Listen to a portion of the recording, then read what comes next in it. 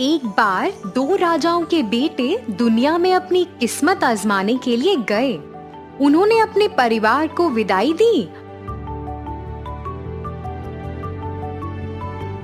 और अपने अपने रास्ते चल दिए।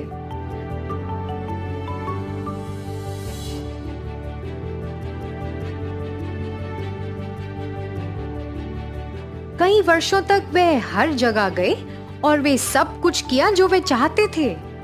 फिर वे दोनों मूर्खता से जीवन व्यतीत करने लगे, इतना कि वे दोबारा घर भी नहीं लौट पाए। उनका परिवार उनके बारे में चिंतित हो गया था और उनके पास कोई सुराग भी नहीं था कि वह कहाँ हो सकते हैं। तब उनका भाई, जो कि एक बौना था, अपने भाइयों की तलाश में निकल गया। उसने लंबी यात्रा की और जैसा कि वो अपने भाइयों को जानता था, उसे पता चल गया कि वह कहाँ हो सकते हैं। अंत में उसने पाया कि वे तो केवल उस पर हंस रहे हैं। यह सोचकर कि वह कितना छोटा है और कितना आम आदमी है, ये क्या दुनिया की यात्रा करेगा। और वो दोनों जो इतने समझदार हैं, अभी तक आगे नहीं बढ़ पाए। वे सभी एक साथ अपनी यात्रा पर निकल गए और अंत में चींटियों की एक पहाड़ी के पास आ गए। दो बड़े भाइयों ने उसे खींच लिया, ये देखने के लिए कि उनके डर से बेचारी चींटियां अपने अंडे कैसे लेकर जाएंगी।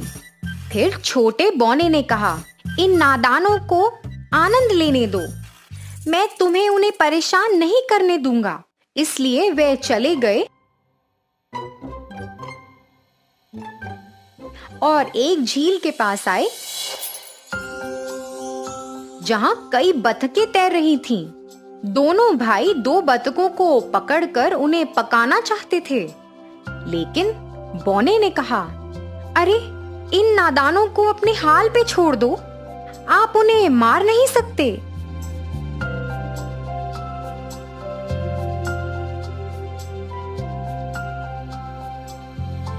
इसके बाद वे एक खोखले पेड़ में मधुमक्खियों के छत्ते के पास आए और इसमें इतना शहद था कि यह धड़ के नीचे तक टपक रहा था।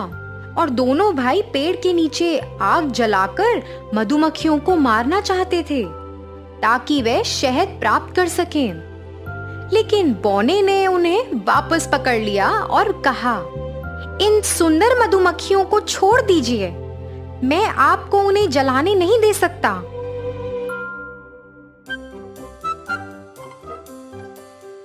थोड़ी देर के बाद तीनों भाई एक मुग्ध महल में आए।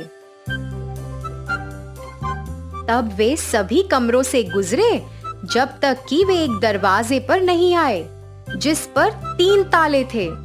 लेकिन दरवाजे के बीच में एक खिड़की सी थी जिससे वे अगले कमरे में देख सकते थे।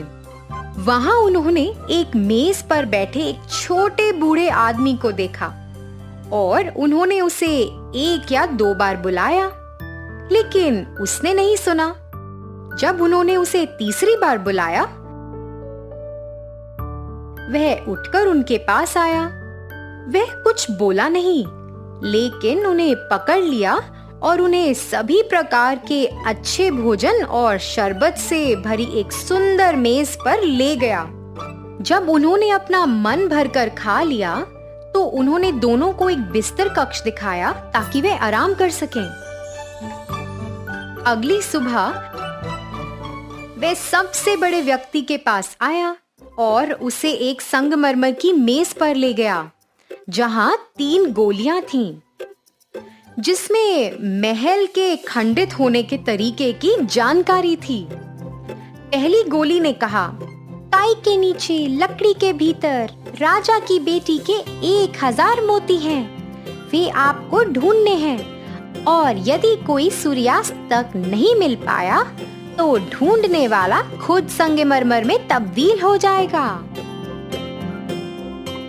सबसे बड़े भाई ने पूरे दिन मोतियों की तलाश की, लेकिन शाम हो गई और वो सिर्फ पहले 100 मोती तलाशने में ही सफल रहा, इसलिए उसे पत्थर में बदल दिया गया। अगले दिन दूसरे भाई ने इस कार्य को अंजाम दिया, लेकिन वह पहले भाई से बेहतर नहीं था, क्योंकि वह दूसरे 100 मोती ही पा सका और इसलिए वह भी पत्थर में बदल गया।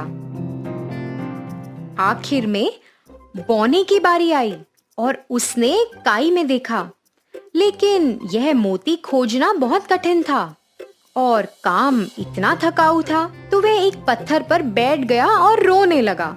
और जब वहां वह बैठा हुआ था, तो चींटियों का राजा, जिसका जीवन उसने बचाया था, 5000 चींटियों के साथ उसकी सहायता करने के लिए आया और उन्होंने सभी मोती ढूंढ लिए और उन्हें ढेर में रख दिया।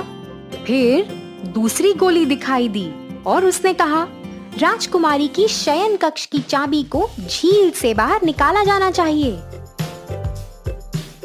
और जैसे ही बौना झील के कगार पर आया, उसने 2 बतखों को देखा जिन्हें उसने बचाया था और उन्होंने डुबकी लगाई और जल्द ही नीचे से चाबी लेकर आ गए। तीसरा कार्य सबसे कठिन था।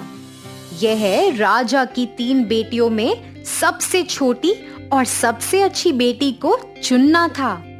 अब वे सभी सुंदर थीं और बिल्कुल एक जैसी, लेकिन उसे बताया गया था कि सबसे बड़ी ने चीनी का एक टुकड़ा खाया है, दूसरी ने चाशनी और सबसे छोटी ने शहद का एक चम्मच खाया था। उसे अब शहद वाली को चुनना था।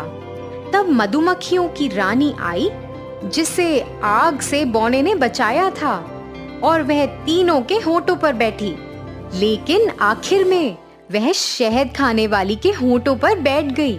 और इसी तरह बौना जान गया कि वह सबसे छोटी बेटी है। इस प्रकार जादू टूट गया और जो भी पत्थर में बदल गए थे, वे अपने असली रूप में आ गए। बौने ने सबसे छोटी और सबसे अच्छी राजकुमारी से शादी कर ली और उसके पिता की मृत्यु के बाद राज किया। उसके भाइयों ने खुद को बदलने का वादा किया और बौने ने अन्य 2 बहनों की शादी अपने भाइयों से करा दी। तीनों भाई और उनकी पत्नियां सभी खुशी खुशी महल में साथ में रह रहे थे और जल्द ही अपने माता पिता से जुड़ गए। बौना एक दयालु और बुद्धिमान राजा था, जिसने अपने सभी छोटे जीव दोस्तों की मदद से राज किया।